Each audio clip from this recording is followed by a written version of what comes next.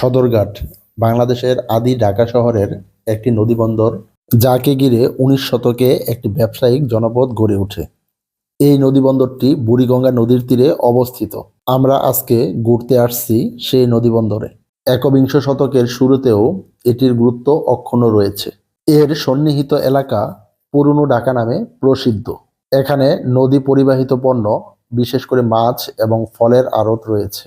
সারা দেশ, বিশেষ করে দক্ষিণাঞ্চলের সঙ্গে নদীকেন্দ্রিক যে যোগাযোগ ব্যবস্থা, এর প্রাণকেন্দ্র হচ্ছে সদরঘাট।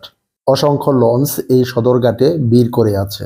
ঢাকার সদরঘাট লঞ্চ টার্মিনাল থেকে ৪৫টি রুটে নৌযান চলাচল করে। এই নদীবন্দর থেকে বাংলাদেশের দক্ষিণাঞ্চলের এলাকাগুলো যেমন বরিশাল, ভোলা, পটুয়াখালী, বরগুনা, মাদারীপুর, চাঁদপুর, ঝালকাঠি, খুলনা, হাতিয়া, বাগেরহাট এসব এলাকার উদ্দেশ্যে লঞ্চ ও স্টিমার ছেড়ে যায়।